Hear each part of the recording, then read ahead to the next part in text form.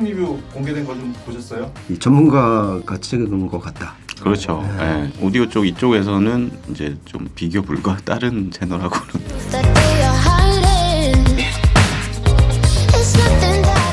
계속 두 분이서 티키타카 호흡이 좋으셔가지고 이번에는 억지로 좀 대결 구도를 만들어봤어요. 싸우게 만들려고. 네. 두 분이서 좀 뭐 각자의 생각은 있겠지만 조금 그래도 이번에는 좀 포지션을 달리해서 의견을 좀 한번 대립해서 나눠보시면 어떨까. 가벼운 질문부터 해볼게요. 소주 대 막걸리. 평상시대로 하면 소주가 그렇죠. 좋죠. 네. 그러면 저는 막걸리 코난이? 좋아해요. 우리 갑자기 술 얘기를 해요. 근데 아니, 몸풀기. 몸풀기. 아. 잘릴지도 몰라. 일단 소주는 제가 좋아하는 소리 성향을 그대로 닮은 것 같아요.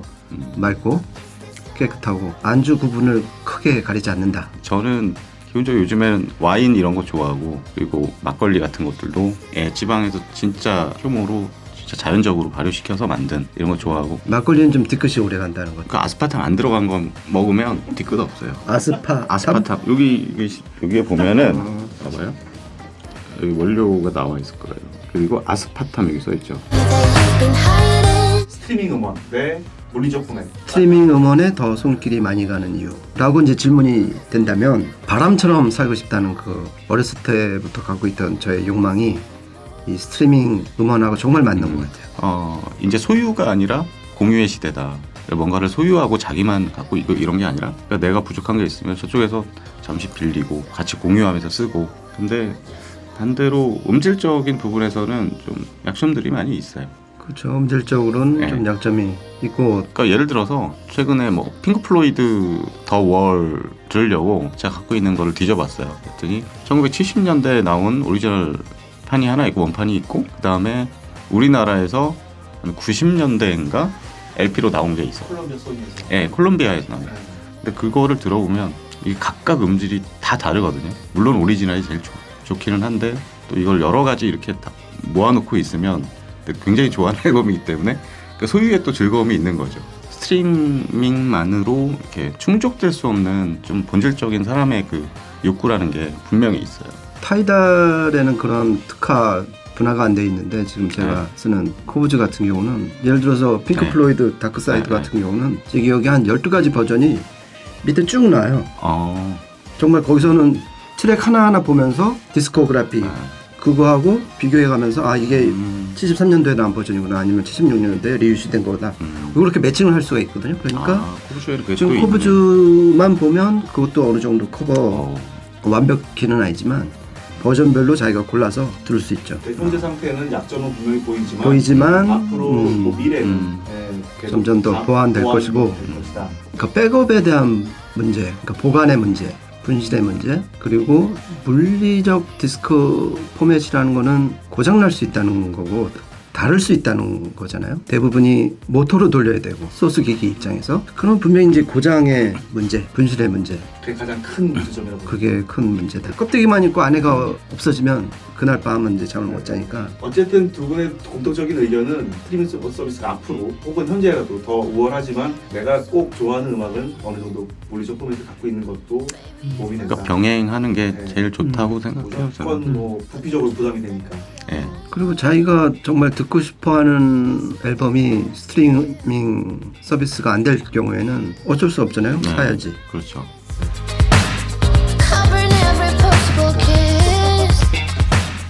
자, 이번에는 솔리드 F 대 진공관. 사람이 상당히 극단적이네.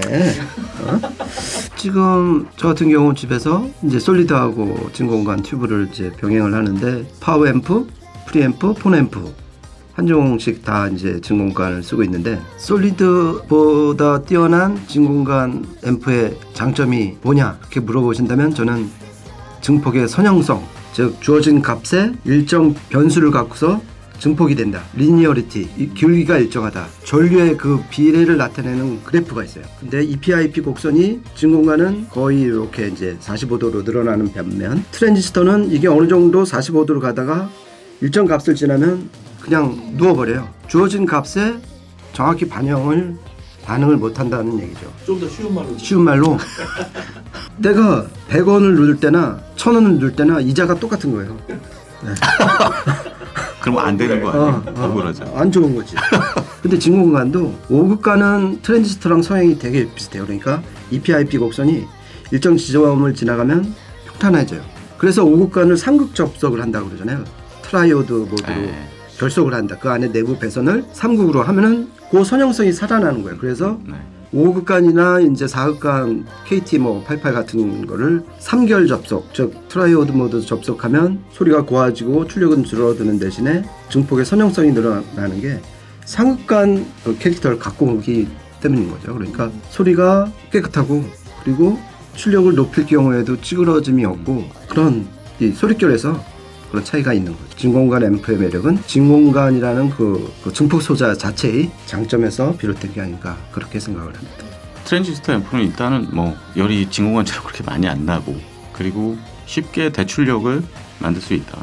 사실 뭐 진공관에서 나는 그 포닝 노이즈라고 하거든요. 그런 것들 대부분 많이 좀 예민한 분들은 되게 싫어하는 분들도 많이 있고 요즘에 보면 다 90dB 미만의 뭐 4옴, 임피던스 4옴짜리 뭐 이런 것들 스피커들도 많고요. 그러니까 진공관 앰프로는 약간 좀 부족한 그런 경우도 많이 있어요. 그러다 보니까 트랜지스터가 이제 스피커 대응력이 굉장히 높죠. 앰프는 가만히 놔두고 스피커를 바꿨을 경우에 계속 그 앰프가 여러 가지 스피커에 다 대응해 준다는 거. 솔리드 프리앰프 같은 경우에는 작은 음량에서 SMB가 좀 떨어진다는 느낌을 많이 받아요. 솔리드가 이 중출력이나 대볼륨에서는 어느 정도 이제 선명하고 제실력이 나오는데 이게 아주 하이엔드 프리앰프가 아닌 이상이면 볼륨이 만약에 7시, 8시 조금만 올렸을 때 이 노이즈 플로어가 워낙 올라오는 바람에 소리가 묻힌다는 느낌을 많이 받아요.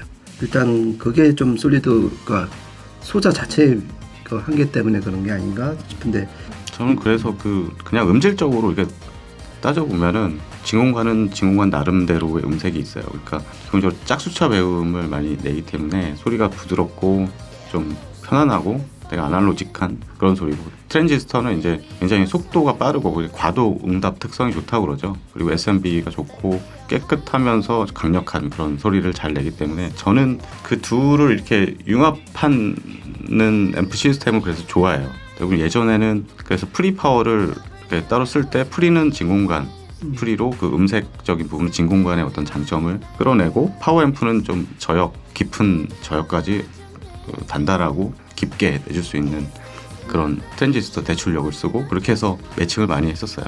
앰프 회사들도 그런 것들을 다 잘 알아서 진공관 앰프인데 약간 트랜지스터 앰프의 그 막 힘과 뭐 이런 것들을 어느 정도 잘 내는 앰프들이 있어요. 뭐 독일의 막 옥타브나 뭐 이런 앰프들 보면 이게 진공관 앰프인가 싶을 정도로 힘이 좋고 광대역 특성에다가 요즘에는 그런 것들이 많이 나오고 반대로 트랜지스터 앰프들 중에서도 진공관의 그 부드럽고 따뜻한 그 윤기 있는 그런 음색을 가진 그런 음을 추구하는 회사들이 있죠. 예를 들어서 대표적으로 패스랩스 같은 넬슨 패스의 그다음에 덴다고스티노도 덴다고스티노도 네. 그러니까 회사 대표들이 진짜 나이가 굉장히 많고 그러니까 오랫동안 앰프 제조해 오면서 도달한 어떤 그 사람들의 결론이죠. 진공관 앰프 입장에서 솔리드 앰프 트랜지스터가 가장 부러운 거는 출력 임피던스가 낮다는 거예요. 그것 때문에 작은 덩치로도 네. 아주 그냥 큰 출력을 클래스 AP인데도 출력을 낼 수가 있죠. 그럼에도 불구하고 지금도 진공관을 만들고 있고 진공관을 사는 분들은 어떤 가장 큰 매력은 뭘까요? 한 두세 가지 떠오르는데 일단 튜브 롤링을 할 수 있다는 거. 네, 그러니까 한 1년 반, 2년 들으면 보통 교체를 해야 되는데 수명이 그거밖에 안 되나요? 1년 반이면? 그러니까 매일 들었을 경우 매일. 네. 그리고 저도 지금 한 3년 듣는데 하나하나씩 바꿨어요. 근데 또 비싼 거 좋은 거 쓰면 또 다르겠죠. 근데 솔리드 앰프는 유저가 못 바꾸잖아요. 트랜지스터는 하여튼 진공관을 이제 진공관을 바꿀 수 있고 트랜지스터 앰프는 개인이 이렇게 바꿀 수가 없거든요. 각각 뭐 이게 장점이자 단점인 것 같아요. 트랜지스터는 뭐 그 신경 끄고 그냥 음악만 들으면 되는데 진공관은 이제 또 눈에 이렇게 보이게 만드는 앰프들이 많잖아요. 노출형. 근데 이게 보고 있으면은 저역이 좀 더 좋았으면 좋겠는데 뭐 고역이 좀 더 투명했으면 좋겠는데 진공관을 또 바꾸고 싶은 욕구를 계속 만들어내죠. 애가. 그래서 진공관 앰프 좋아하는 사람들은 다들 이제 진공관을 한 보따리씩 좀 옆으로 갖고 그거를 그때그때 좀 바꿔서 써보고 막 그러죠. 그러니까 취미성 면에서 진공관이 좋은 것들도 있어요.